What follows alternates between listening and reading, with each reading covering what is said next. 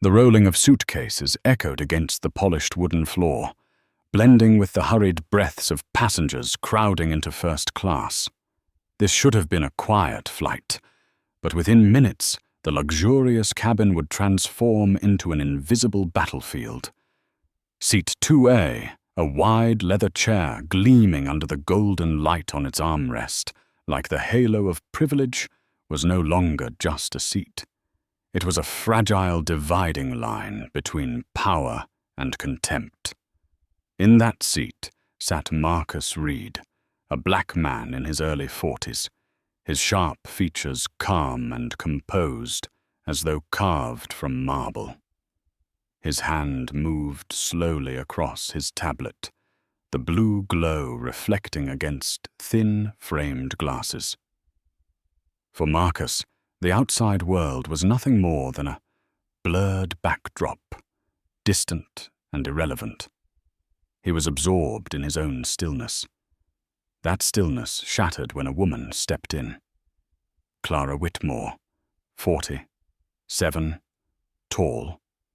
Her blonde hair pulled into a perfect cone bun. On her wrist glittered a diamond-studded watch, its ticking like the beat of an invisible command. Her high heels tapped against the carpet, ringing like the opening notes of a confrontation no one saw coming.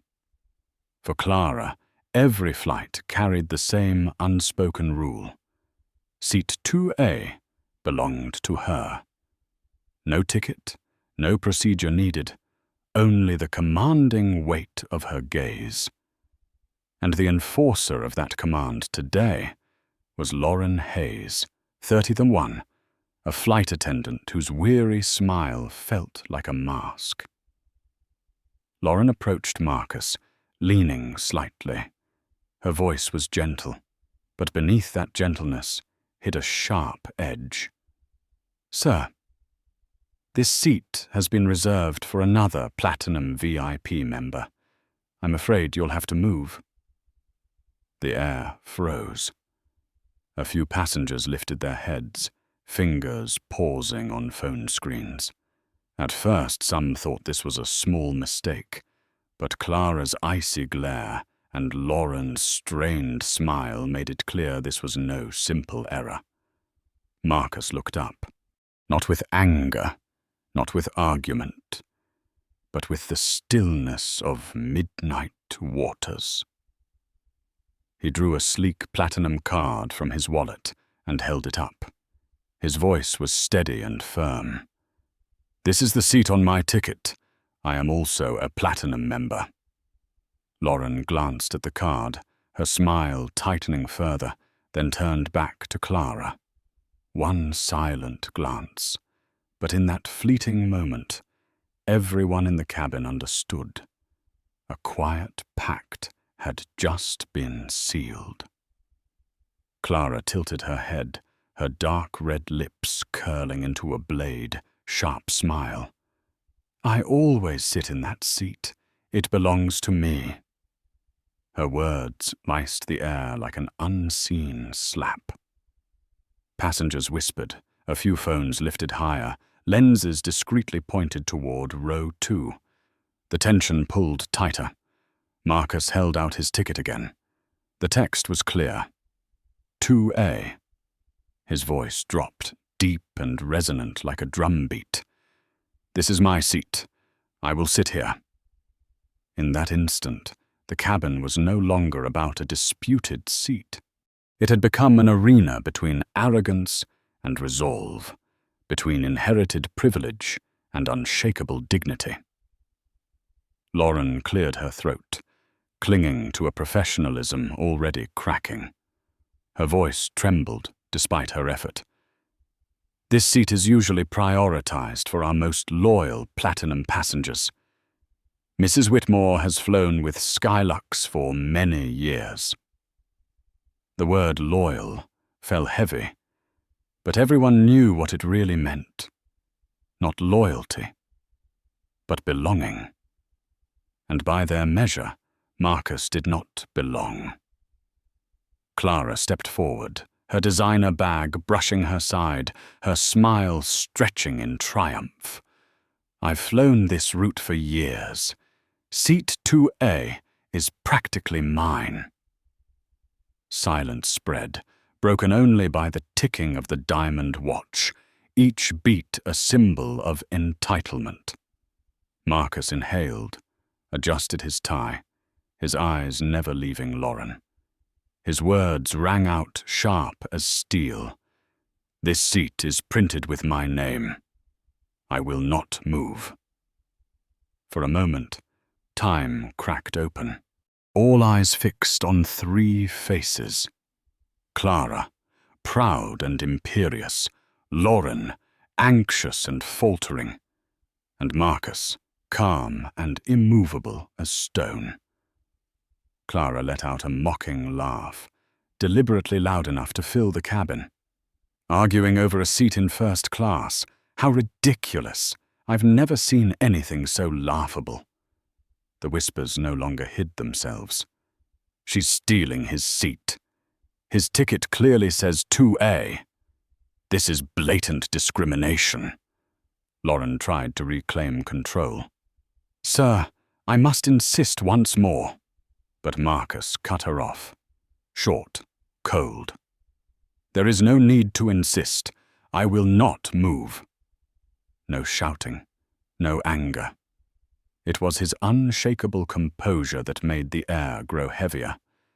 Three faces stood in stark contrast: blind pride, growing fear, and unbreakable resolve, all now caught in the lenses of countless cameras. What Clara and Lauren did not yet know was that the man they dismissed as unworthy was not just another passenger. He was the owner of a multi-billion-dollar tech empire. And in just moments, this first-class seat would ignite into a firestorm, altering the fate of an entire airline. The air in first class grew thick, heavy like the sky before a storm. Every eye was now fixed on row 2. No one saw this as a minor procedural clash anymore. This was a theater of power unfolding in plain sight. Lauren, the young flight attendant, drew in a shaky breath. Her fingers gripped the serving tray so tightly they turned white. In her ears, the pounding of her own heartbeat drowned out even the rumble of the engines starting up. She knew every gesture, every word was being captured by dozens of phones. She also knew that with a single tap, the video could escape this cabin and spread across the world. But behind her was Clara's stare, not a plea, but a command, sharp and unyielding, an order that forced Lauren to act. Marcus remained still. His hands rested neatly on the armrests, his composure almost unnerving. Not a bead of sweat, not a furrowed brow. Only his eyes, sharp as blades, sweeping over each person who tried to diminish him. Clara's lips curled upward as she flicked her wrist, the diamonds on her watch catching the cabin lights, flashing like a signal of victory. The ticking seemed to pound against everyone's chest. "How shameful," she said coldly, her voice loud enough for the entire cabin to hear. "It's just a seat, yet he cannot yield. What kind of man is so stubborn?" Her mocking laughter rang out, making several passengers wince. A wave of murmurs spread. "He has the ticket. She's the one in the wrong. This is blatant discrimination. Let's see how far this goes." Marcus did not answer her provocation. He slowly held out his ticket once more in front of Lauren. The words were clear. 2A. His voice was low, each syllable heavy as a hammer, striking steel. "Tickets do not lie. I will sit where I belong." Lauren swallowed hard. In her mind echoed Clara's promise. "Don't worry, I'll make sure you're covered." Alongside it came flashes of the cash Clara had so often slipped into her hand after flights. Which loyalty was real? To the airline, to the rules, or to the wealthy passenger who wielded power like currency? She turned sharply, pulling the cabin curtain and walking quickly towards the back. Every camera followed her retreating figure, like red eyes glowing in the dark. Moments later, Stephen Clark, the cabin supervisor, emerged. At 49, broad, shouldered with neatly cropped salt and pepper hair, his steps carried the weight of judgment. From the very first glance, Stephen had chosen his side. His eyes swept over Marcus, not as a paying customer, but as a problem to be removed. "Sir," his voice boomed deliberately so the entire cabin could hear, "you need to vacate this seat immediately. It belongs to one of our long-standing VIP clients." The atmosphere wavered. Some passengers held their breath. Phones tilted higher to capture every second. Marcus slowly closed his tablet and placed it carefully into the leather bag on his lap. He lifted his gaze, locking eyes with Stephen. His voice was deep, resonant, unwavering. "Reason?" Stephen pointed toward Clara. "This seat is Mrs. Whitmore's." Each word landed like the slam of a cabin door. Marcus leaned back slightly, though his gaze did not waver. His words came slow, deliberate. "This ticket says 2A. I presented my membership card. I am not going anywhere." In that instant, the confidence on Stephen's face cracked. A tiny fissure opened in his mask of authority. He covered it quickly with a cough, but the cameras had already caught it. Clara refused to let the moment falter. She raised her voice, performing for the entire cabin. "Unbelievable! We are here to fly, not to argue with someone who doesn't know his place. I have never been treated so poorly." Sighs echoed, but this time they were not directed at Marcus. Cold, sharp eyes from fellow passengers cut straight toward Clara. Marcus lowered his voice, deeper, firmer. "You can repeat your demands as many times as you wish. My answer will not change. I will remain." The very air seemed to stop. This was no longer about a seat. It had become a collision between the airline's authority and a man's dignity. Yet no one, not Stephen, not Clara, realized the truth. The man they dismissed as an outsider was no ordinary passenger. He was Marcus Reed, CEO of Reed Technologies, a multi-billion-dollar empire, and the very lifeline Skylux Airways was clinging to in a desperate $4.2 billion contract. And with his unshakable silence, he had just ignited the storm that would engulf the entire airline. First class was wrapped in a silence so dense it felt ready to shatter. Not the pleasant hush of a luxury flight, but the silence that comes before an explosion. The kind that makes every passenger strain their ears, every tick of a watch pound against their chest. Lauren stood pressed against the wall, her serving tray trembling so badly the glass on it clinked softly. She knew every phone camera was aimed at her. She knew one mistake and she would no longer be a flight attendant, but the target of a storm spreading across social media. Behind her, Clara's gloved hand brushed against her, a touch as light as air, yet heavy as a command. Lauren turned and saw the glint between Clara's fingers. Money. Folded neatly, passed quickly, like a secret dance. Clara leaned in, whispering just loud enough for nearby passengers to hear. "Thank you for handling it properly." Lauren froze. In her ears, blood rushed like thunder. Her fingers shook as she accepted the cash and slipped it into the pocket of her Navy uniform.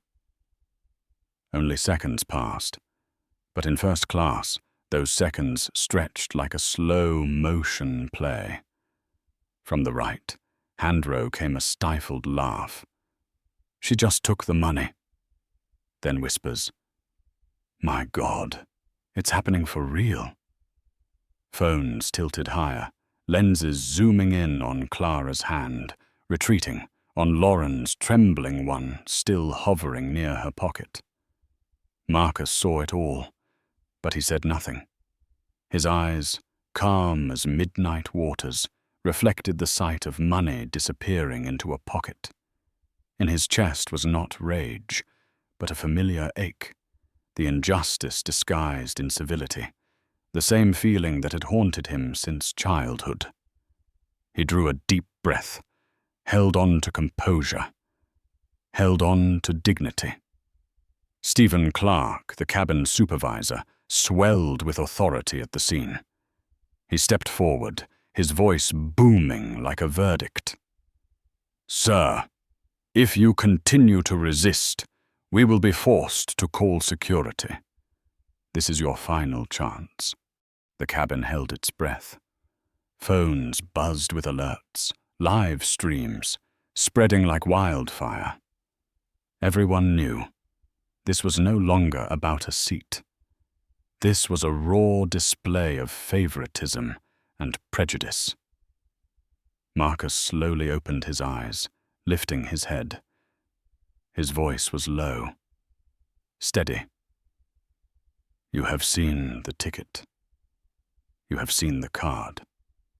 I am not leaving." His words cut through the air like a blade, slicing open the flimsy cover of policy Stephen tried to hide behind. A man in row 3 shouted, "He's right! This is blatant discrimination!" Voices of support rippled out, followed by another wave of flashing cameras. Clara rolled her eyes, forcing a bitter laugh to mask her unraveling control. Unbelievable. We can't fly because of one stubborn man. What a waste of time. But this time, no one laughed with her. Cold stares bore into Clara and into Stephen.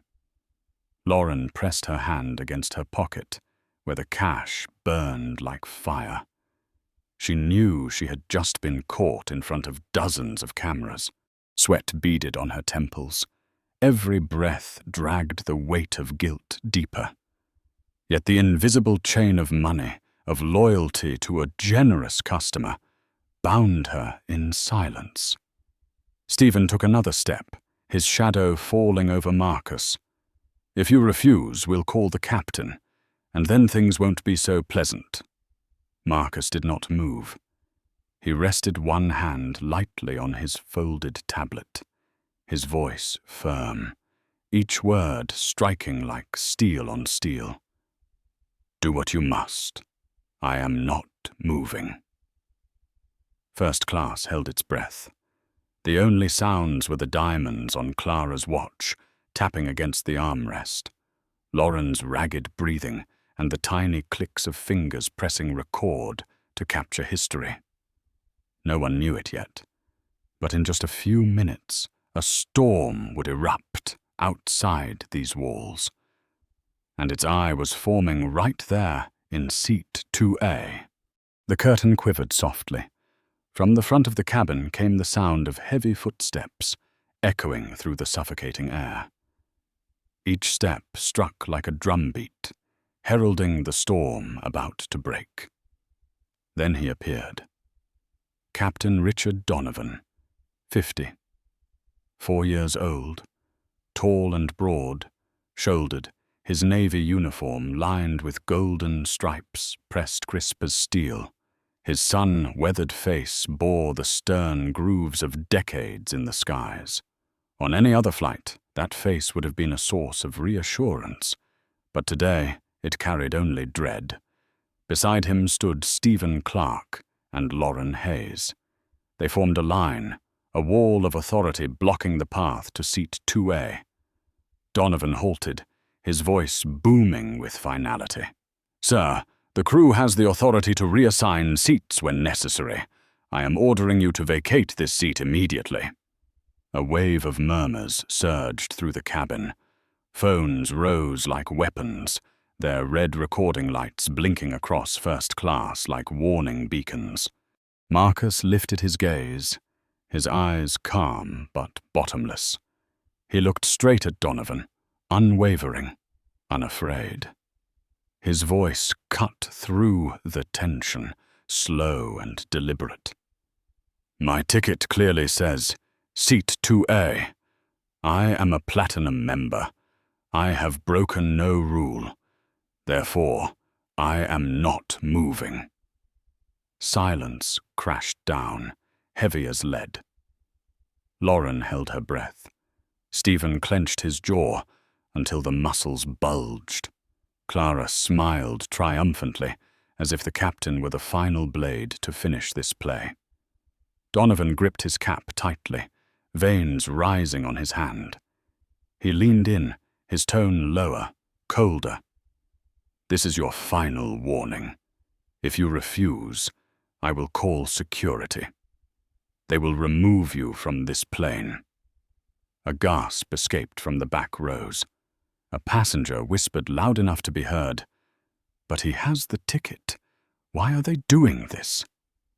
Marcus sat tall, hands resting neatly on his thighs, chin lifted. He did not shout. He did not plead. He spoke only once, short, sharp, like nails hammered into wood. "I am not leaving, not." The air shattered. A few passengers cried out, "This is unfair. We're recording everything." Clara swirled her champagne, the golden liquid shimmering as she took a slow sip. Her voice was detached, cold, the tone of an audience watching a play. "Ridiculous. How much longer until we take off?" Donovan gave a subtle nod. Stephen understood. He yanked the curtain aside, signaling. Heavy footsteps thundered in. Two men emerged. Officer Daniel Perez, 38, eyes sharp, black gloves fitted tight. Beside him, Officer Mark Collins, 35, moved like a wall of muscle. The snap of a glove echoed, chilling as the imagined click of handcuffs. The cabin shuddered. All eyes tracked the advancing uniforms. Perez loomed over seat 2A, his voice low and commanding. "Sir, we've been called to escort you off this flight. Please stand." Marcus turned, meeting his stare. No fear, only the calm that unsettled those facing him. His voice was steady, resonant. "For what reason?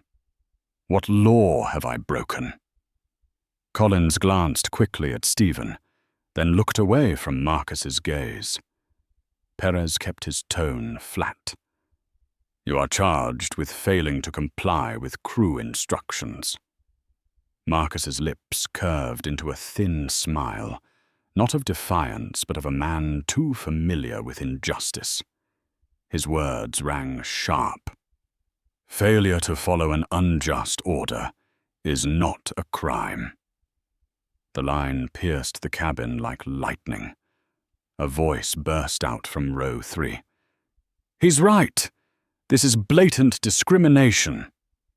Clara rolled her eyes, releasing a shrill laugh. "Please, take him away already. We have a flight to catch." Lauren pressed her hand against her pocket, where the bribe still burned. She knew the entire cabin had seen it, knew every frame was multiplying across social media. Marcus folded his tablet, slid it into his leather case, and rose. The movement was deliberate, steady, like a ritual. His shoulders squared, chin held high.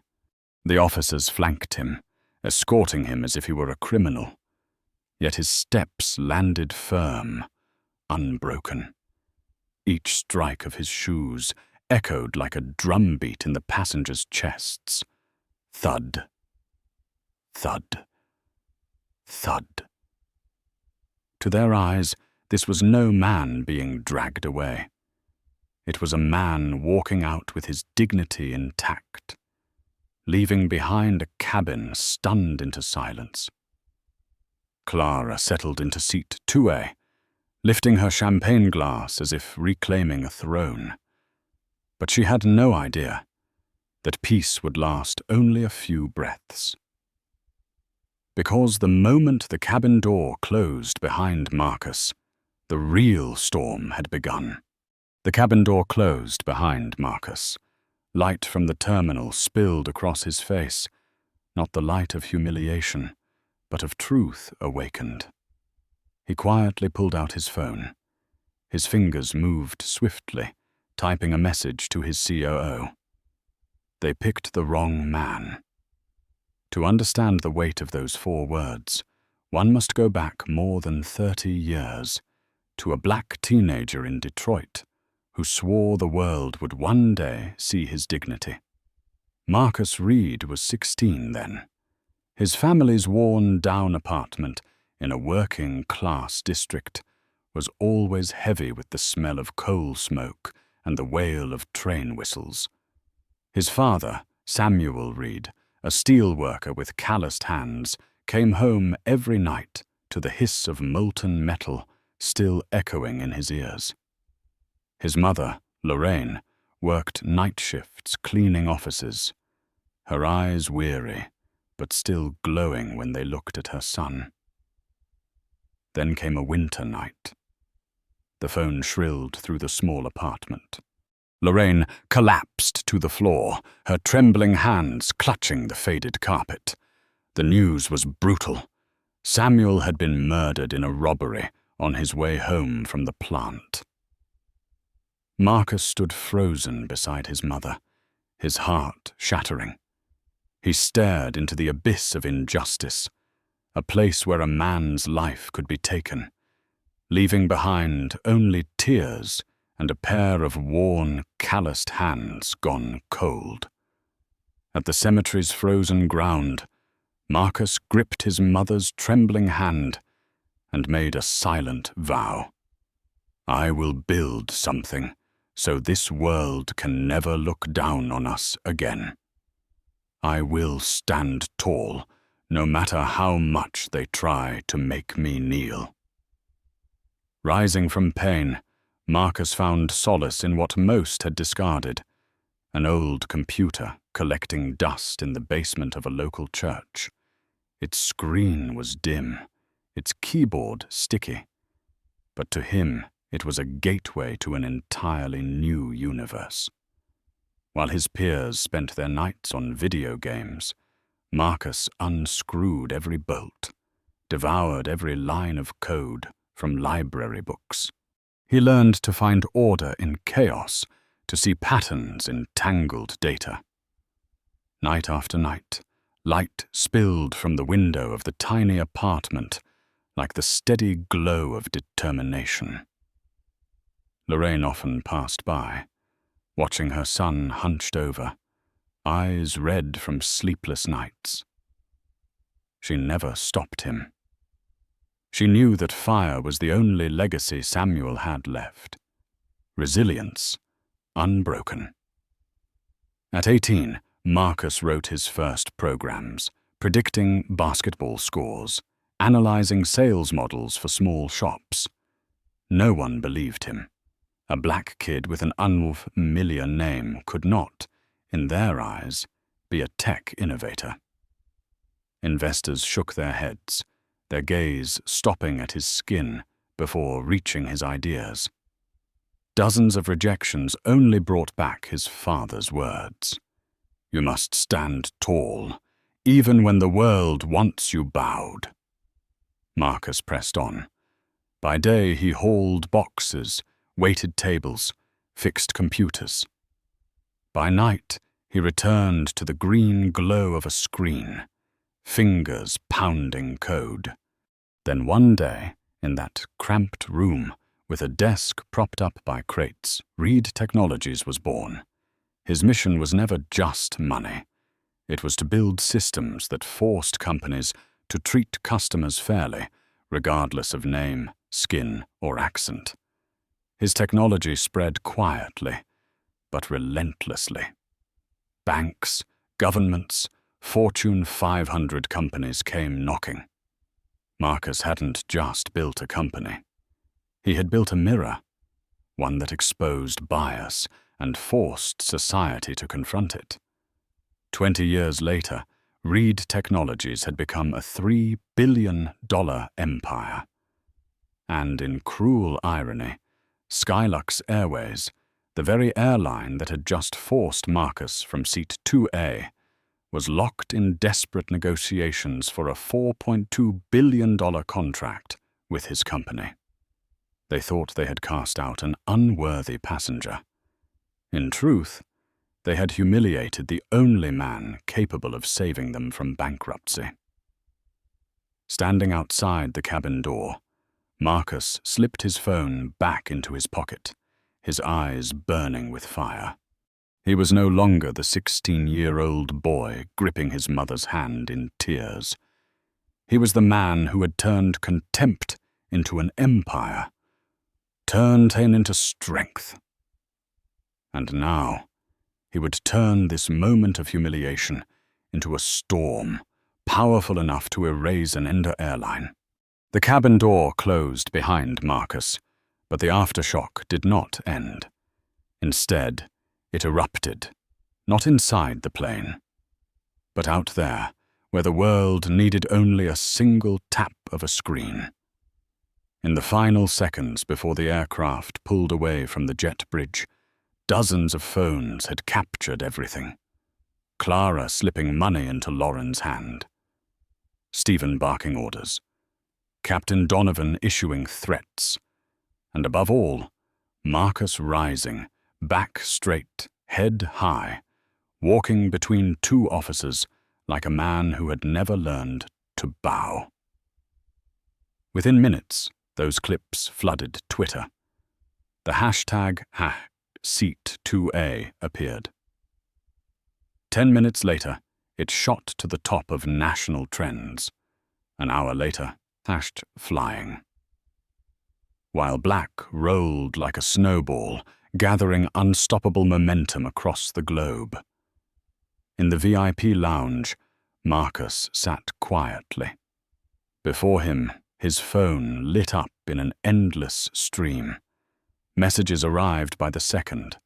Videos tagged with his name spread everywhere. This man had a valid ticket, yet he was forced to leave. This is blatant discrimination. We stand with you. You are not alone. #Seat2A is now the symbol of dignity denied. The words surged like waves, yet they did not drown Marcus. Instead, they fortified him with a deeper calm. He knew this was no longer a personal matter. It had become the flag that millions longed to raise. His phone vibrated. Emily Carter, COO of Reed Technologies, was on the line. Her voice came fast, urgent. Marcus, the video has gone global. CNN, BBC, Al Jazeera are reaching out. The hashtag #Seat2A has passed 10 million mentions in 2 hours. PR is ready. The legal team is on standby. We just need your word. Marcus was silent for a beat. His father's image returned. Calloused hands, silent eyes. He drew a deep breath, then answered, slow but firm. Do it. Meanwhile, inside Skylux Airways headquarters, hell had broken loose. On the massive operations screen, tweets poured in, like a meteor shower. A PR officer, drenched in sweat, voice shaking. The video has 20 million views. International outlets are running headlines. BBC just posted Skylux Airways accused of discrimination. The CFO slammed his palm on the table, face drained. Stock has dropped 6% in a single morning. If this continues, investors will flee. The PR director clutched his head. We have to issue a statement immediately. Talk about diversity, about retraining staff. A board member cut in, voice sharp as a blade. Useless. The footage is too clear. People saw the money, saw the discrimination, saw the captain threaten. There is no spinning this. The air thickened, as if the room itself had lost all oxygen. Then a new alert flashed across the screen. Passenger removed was Marcus Reed, CEO of Reed Technologies, the very partner we are negotiating a $4.2 billion contract with. The boardroom erupted. What? He was the one? My God, we've destroyed ourselves. The chairman shot to his feet, his face ashen, his voice heavy as a death sentence. This is no longer a crisis. This is annihilation. As Skylux faltered, the storm outside grew fiercer. On TikTok, thousands of videos replayed Clara's bribe, set to dramatic music. On Instagram, an image of Marcus standing tall between two officers became a viral meme. They thought they took seat 2A. They didn't know they gave him the seat of judgment for the world. Human rights organizations and advocacy groups amplified the message. If even a billionaire is treated as undeserving, what chance does an ordinary passenger have? Each post, each share, was a knife carving deeper into Skylux's flesh. Marcus remained in the lounge. Beyond the glass, planes lifted into the night sky, leaving streaks of light behind. But in his eyes, it was not a flight he saw. It was a fault, spreading fast, burning away the arrogance of a corporation. He held his phone, the glow of the screen reflecting on his steady face. There was no smug smile, no nod of triumph. Only eyes, dark and bright like embers, and a whisper meant for himself alone. The storm has risen. Now it's time to take the wheel. The emergency boardroom at Skylux was suffocating in silence. Red numbers bled across the stock ticker screens, falling like drops of blood. PR sat stunned. The CFO snarled. The board floundered like a flock with clipped wings. Then the fateful message appeared. Marcus Reed, CEO of Reed Technologies, passenger removed from seat 2A. The room froze as if struck by lightning. 1 dead second. Then shouts erupted all at once. Impossible! That is the man we are begging to sign the $4.2 billion contract. My God, we just committed suicide, a young director whispered, face drained. This is not just a scandal.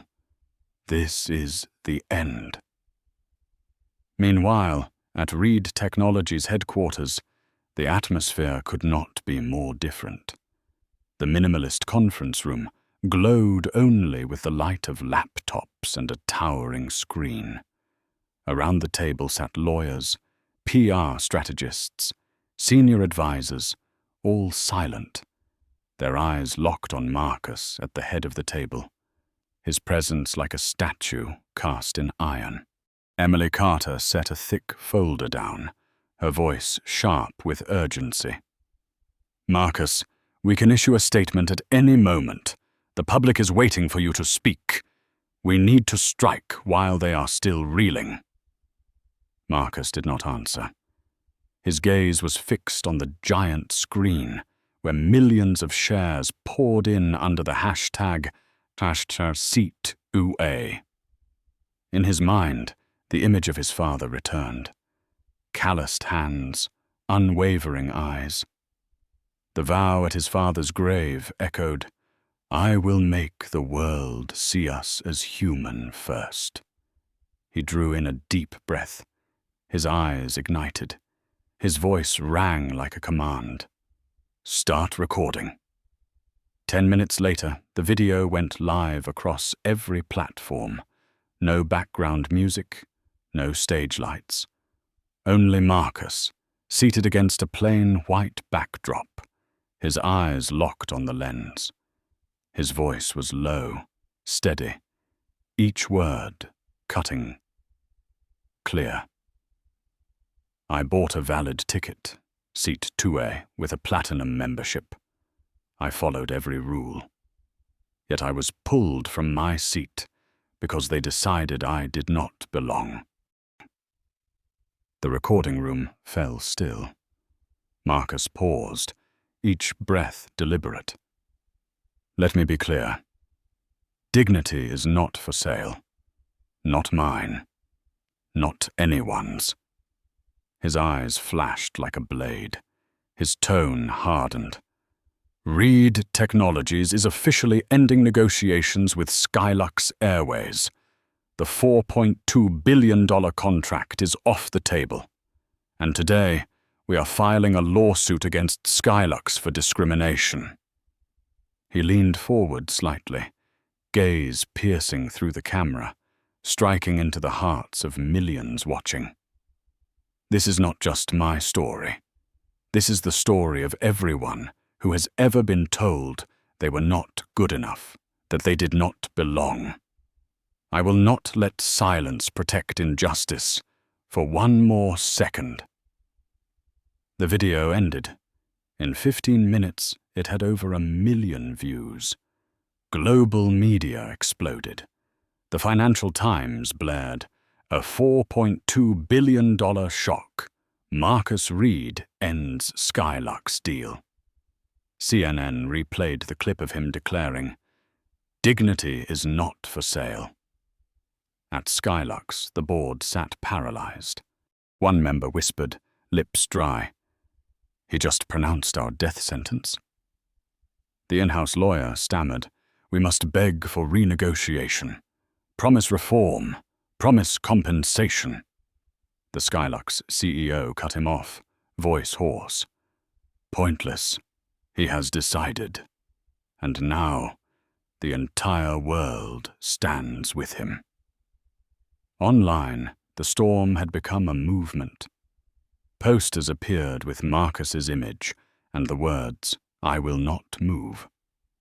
Activists called for a boycott of Skylux. Partner brands announced they were reviewing relationships. To the public, Marcus was no longer just a CEO. He had become a living symbol of unyielding defiance against injustice. In his office, Marcus stood by the window, the city lights glowing beneath him. He did not smile. He did not celebrate. He only spoke softly, his words like prophecy. They thought they took away seat 2A. In truth, I just took away their future. Skylux headquarters, 27th floor. The executive boardroom was thick with silence, heavy enough to cut with a knife. The massive projection screen replayed the now infamous video. Clara slipping money into Lauren's hand, Lauren pocketing it, Stephen barking threats, Donovan's cold voice declaring, "This is your final warning." Each frame played in slow motion like a blade. Each word echoed like a sentence that could not be denied. 3 figures sat across from the board. Lauren Hayes, hands twisting in her lap. Stephen Clark, head bowed with bloodshot eyes, and Captain Richard Donovan, his aging face taut, veins pulsing at his temple. The chairman signaled, "Play it again." Clara's whisper crackled from the speakers. "Thank you for handling it properly."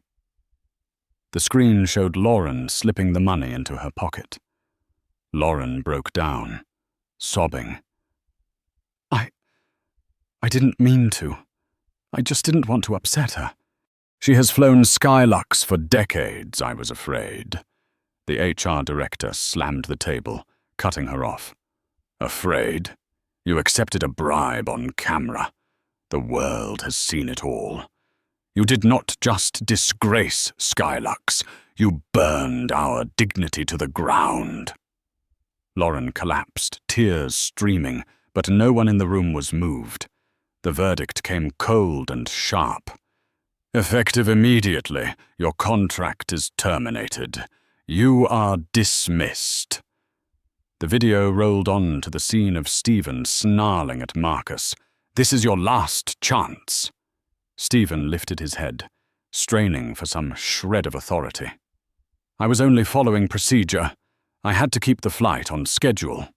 A female director slammed her palm down, her voice snapping like a whip. What procedure allows you to call a legitimate customer unworthy? The ticket said seat 2A, yet you sided with a wealthy regular. You did not keep the flight on schedule, Stephen. You lit the fuse that destroyed us.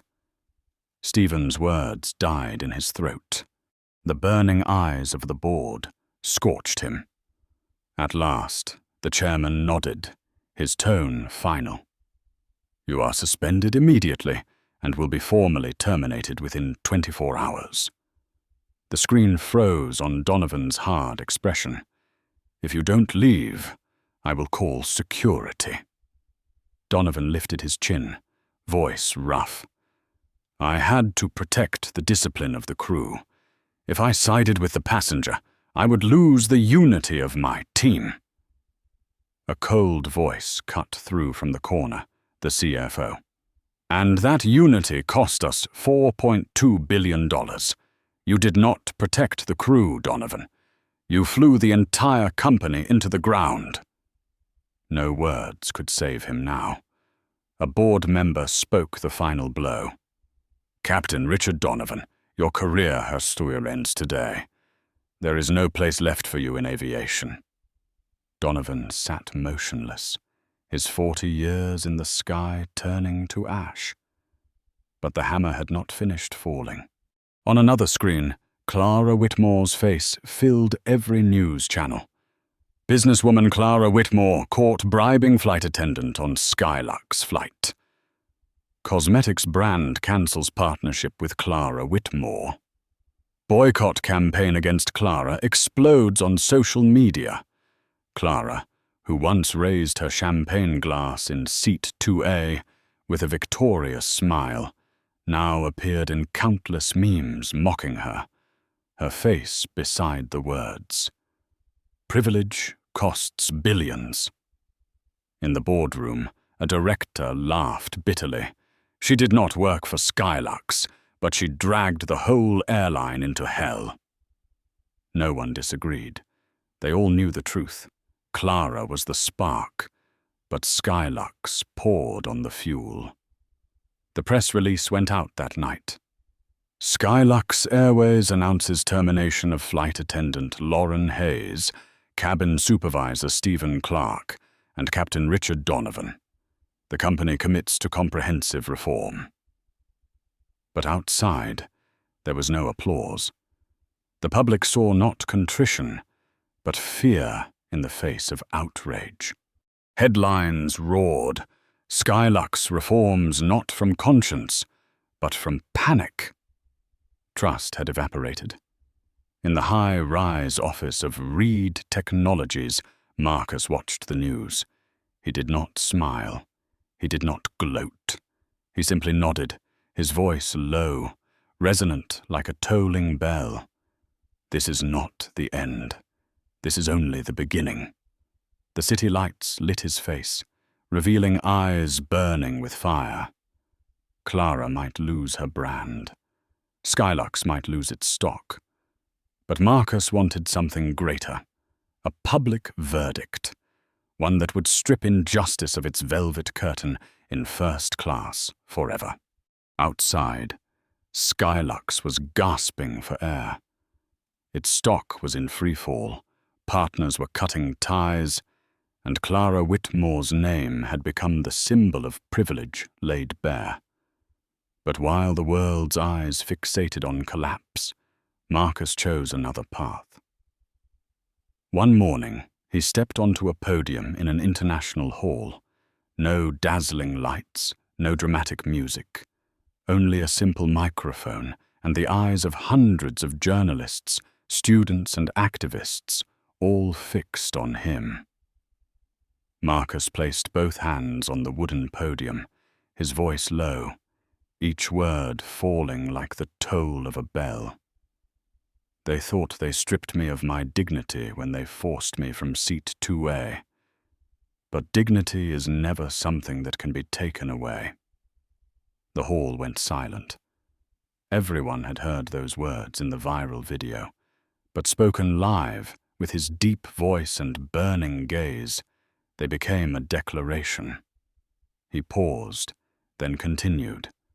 The compensation Skylux must pay, I will not use to enrich myself. I will use it to build a legacy. Behind him, the screen lit up. A logo appeared, silver wings lifting an empty seat. Beneath it, the words, Reed Aviation Equity Fund. Marcus's voice spread like fire through the rows. This fund will provide scholarships for young people from minority communities, giving them the chance to become pilots, aerospace engineers, air traffic controllers, flight attendants, so that the next generation is never told, you do not belong here. The sky must open to everyone, not just the few. The hall erupted. Applause thundered, rolling like storm clouds across the space. Many stood to their feet. Some journalists put down their pens, forgetting to write, simply to clap. In the front row, young students with tear-filled eyes whispered, "We will have a chance, because of him." The news spread like a tidal wave. CNN blared, "Marcus Reed turns humiliation into opportunity for the next generation." BBC declared, "From a stolen seat to thousands of new seats for minorities." The New York Times, "A fund built on justice." On social media, a new hashtag soared. #WingsOffDignity. Videos of gratitude spread everywhere. A young boy in a paper pilot uniform, saluting, "I want to fly planes. Thank you, Mr. Reed." A group of students of color gathered at an airport, holding a banner. "We belong in the skies." Marcus's image was no longer tied to a seat dispute, but to a movement, one that opened the skies to all. In Reed Technology's office, Emily Carter laid a thick report on the table. In just 48 hours, the fund has received millions in voluntary donations. Universities and international airlines are reaching out to partner. Marcus, you haven't just founded a fund. You've started a movement. Marcus stood by the window, morning sunlight pouring in. He did not smile nor bask in pride. He simply nodded, his voice low and reverent, like a prayer. "Father, I kept my promise." In his eyes, his father's figure appeared again, calloused hands, a gentle smile behind the smoke of steel. From the ashes of injustice, Marcus had ignited a flame of hope for a generation.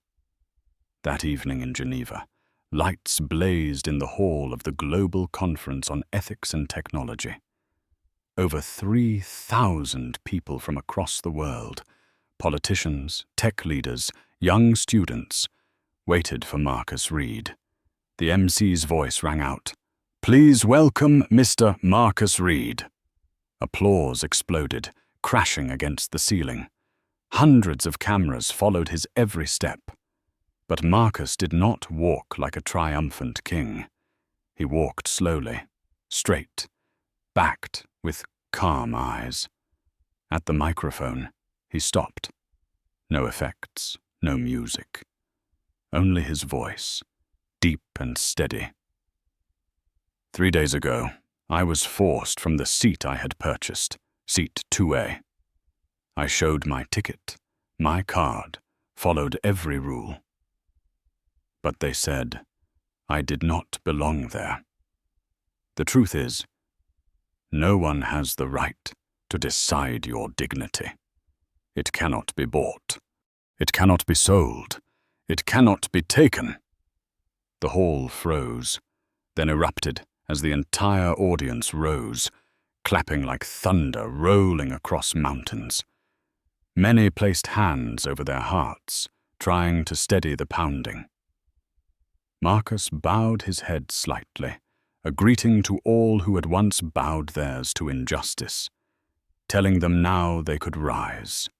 The Geneva Hall blazed with light, 3,000 people silent as stone. Every camera fixed on Marcus Reed, the man once dragged from a first-class seat, now standing on a podium of triumph before the world. He stood tall, his gaze sweeping across the chamber. No music, no spotlight, only his voice, deep and resonant, carving into the air. They could pull me from seat 2A, but no one, no power, can pull me from my dignity. A wave of silence spread outward, every heart gripped by the weight of his words. Marcus lowered his voice, speaking slowly, as if whispering into the shared memory of humanity. This story is not mine alone. It belongs to everyone who has ever been told they were not good enough. To the worker dismissed with contempt. To the child mocked for the color of their skin or the sound of their voice. To the employee overlooked simply because they did not belong. A young woman in the hall broke into tears. Many placed hands over their hearts, steadying the pounding within. Marcus stepped forward, light catching his eyes like burning embers. Power means nothing if it only shields the privileged. Influence is worthless if it only amplifies voices already too loud. But dignity is immutable. It cannot be bargained, it cannot be sold, and it cannot be taken. Applause erupted, scattered at first, then swelling into waves. But Marcus raised his hand for silence. He wanted his words to echo louder than any cheer. He continued, his voice sharp as a blade. I built Reed Technologies to erase bias in service, but no algorithm can erase prejudice if people refuse to face it. Technology is only a tool. True change must begin within us. His gaze swept the chamber. Each person felt as if he were looking directly into them, forcing them to confront themselves. Then his voice dropped lower, heavier. They thought they silenced me when they dragged me from seat 2A. But the truth is, they handed me this microphone. And today I do not speak for myself. I speak for everyone who has never been heard. He paused, drew a breath, then released the final words like thunder. They thought they took my dignity. But dignity was never theirs to take. The hall exploded. Applause thundered against the ceiling, rattling the floor. Many broke into tears. Hundreds of cameras swung wildly, capturing every face, every tear, every person rising to their feet like a wave sweeping across the sea of humanity. On social media, a new hashtag ignited within minutes. #dignity unbroken. It spread like a whirlpool that could not be extinguished. Marcus stood still. No proud smile, no raised fist of victory. He only bowed his head slightly, a small gesture, yet one that felt like a greeting to all who had once bowed under injustice, a promise that from this day they could stand tall. In this world, money can buy a first-class ticket. It can buy an airline. It can buy silence for a moment. But there is one thing it can never buy: human dignity. And the story of Marcus Reed had carved that truth into history. In this world, power can buy a first-class ticket. It can buy seat 2A. It can even buy the silence of an airline. But there is one thing it can never touch, and that is human dignity. The story of Marcus Reed is not just a confrontation on a plane. It is proof that even when humiliated, a person can turn pain into strength and transform contempt into a flame that lights the way for millions of others. Seat 2A was taken away. But from that seat, a movement took flight, opening the skies for future generations. And the message still echoes: dignity cannot be stolen because it has always belonged to us. If you believe that respect must be the starting point for every flight and every encounter, hit like to spread this message. Do not forget to subscribe to join us in the stories of justice and resilience to come. And leave a comment with just 2 words: dignity unbroken, so the world can see that human dignity never breaks.